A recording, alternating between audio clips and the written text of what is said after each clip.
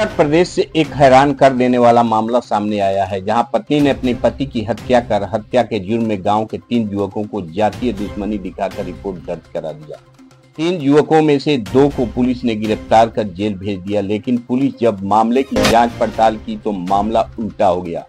दरअसल उक्त महिला का अवैध संबंध अपने ही भतीजे से था। महिला को आपत्तिजनक स्थिति में भतीजे के साथ महिला के पति ने देख लिया था। उसके बाद महिला ने पति को रास्ते से हटाने का फैसला ले लिया। कानपुर जनपद के थाना साड़ के लक्ष्मण खेड़ा गांव में धीरेन्द्र पासवान 32 वर्ष अपनी पत्नी रीना 4 साल का बेटा मुख बधिर मां के साथ रहता था। धीरेन्द्र ट्रैक्टर चलाकर अपना परिवार चलाता था। उसकी पत्नी रीना का उसके भतीजा सतीश 23 वर्ष के साथ अवैध रिश्ता था। एक दिन रीना एवं सतीश को धीरेन्द्र रूम में आपत्तिजनक स्थिति में देख लिया। उसके वजह से अब सतीश एवं रीना का मिलना जुलना बंद हो गया।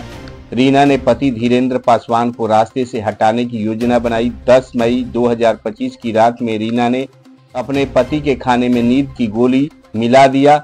जब धीरेन्द्र गहरी नींद में सो गया तो दरवाजे के चौखट से उसके शरीर पर कई वार किया और जब उसका पति मर गया तो भतीजे सतीश के साथ मिलकर उसके शव को बाहर चारपाई पर लेटा दिया तथा घर को समरसेबुल से धोकर सतीश एवं रीना के ने साफ कर दिया। सुबह पति के शव के पास बैठकर घड़ियाली आंसू बहाई तथा हत्या का सारा इल्जाम गांव के 3 यादव युवकों पर मढ़ दिया।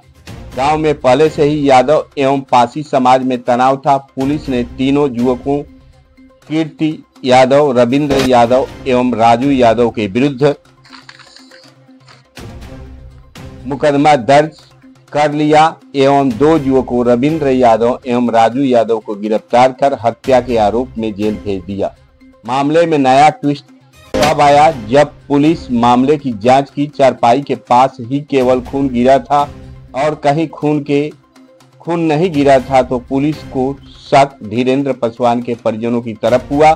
पुलिस ने जब रीना और सतीश के मोबाइल को टेस्ट किया तो दोनों कई बार संपर्क में थे। दोनों के मोबाइल में अश्लील तस्वीरें मिली। जब कड़ाई से रीना से पूछताछ हुई तो वह टूट गई और अपना जुर्म कबूल कर लिया और हत्या की सारी कहानी उगल दी।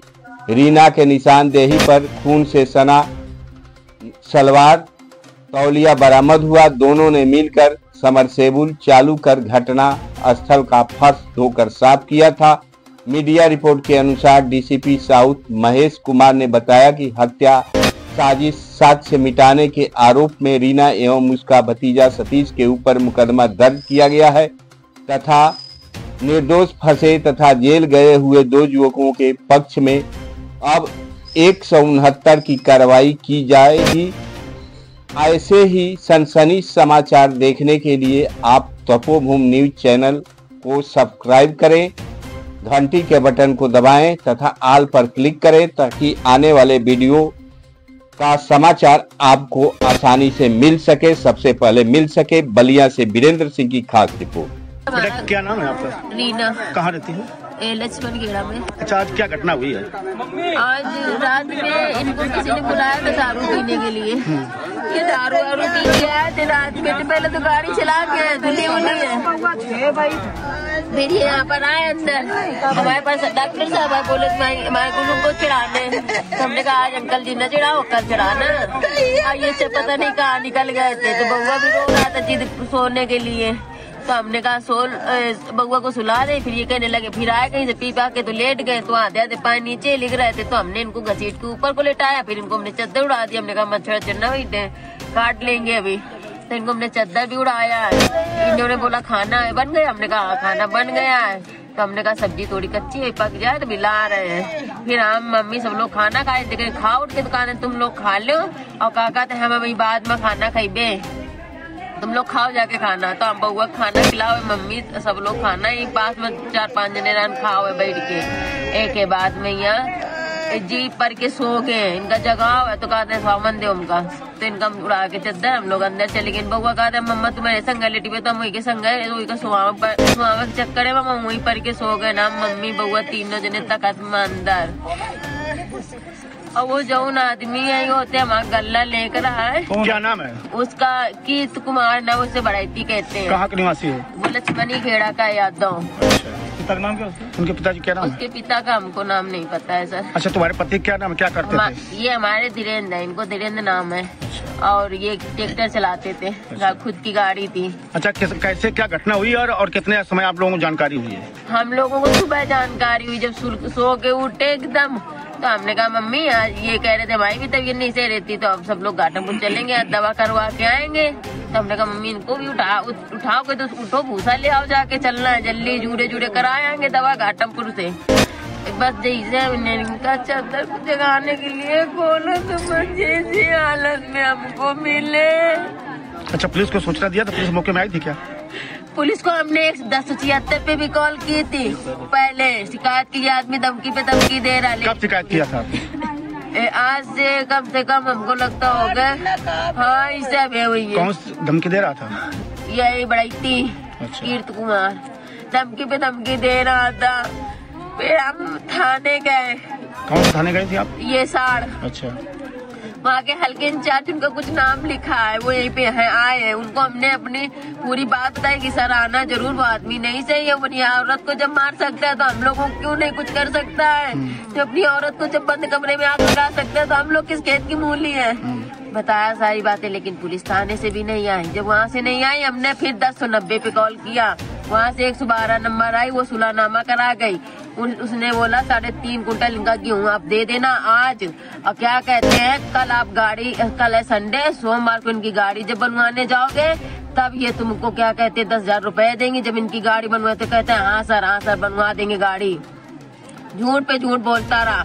जब ये वहाँ से आए, इन्होंने शाम को फोन किया, बउआ की तबीयत खराब है, हम लोग घाटमपुर बउआ को लेके उस दिन जांच करा के, हमारे पास जांच करा के बउआ की दवा लेके, तो हमको टाइम हो गया। अच्छा, सुबह आज कितने समय आपको जानकारी हुई है? हमको जानकारी ऐसे हुई थी, मतलब 6 बजा होगा, 5, 5:30 या 6 ऐसे होगा।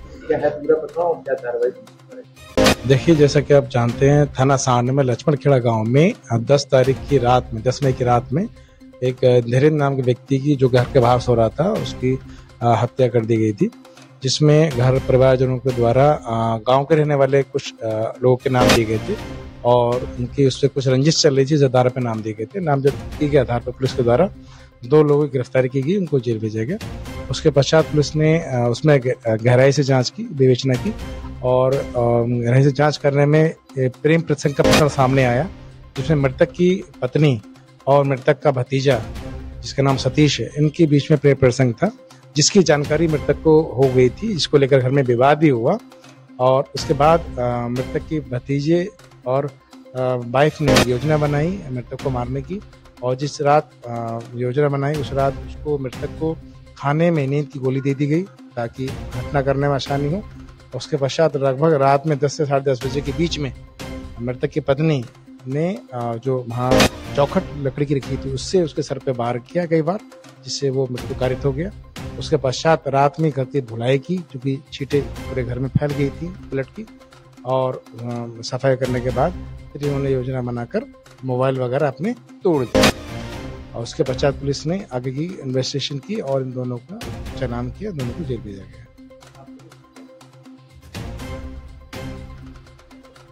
देखिए, मर्डर केस में बहुत सारी चीज़ें देखी जाती हैं, जो कि हम आपको फ्रंट पे मीडिया पे नहीं बता सकते, लेकिन हाँ कि कुछ सीडीआर एनालिसिस करने से और कुछ मुखबिर के मामूर होने से, उनकी गवाही से हमें शक हुआ, जिसके आधार पर हमने बहुत तेज़ी से कार्रवाई की और हफ्ते के अंदर ही हमने घटना को वर्कआउट किया। और जो निर्दोष लोग गए हैं उनके 169 CRPC 189 BNS के तहत उनको हम बाहर रिलीज, कोर्ट के माध्यम से रिलीज कराएंगे।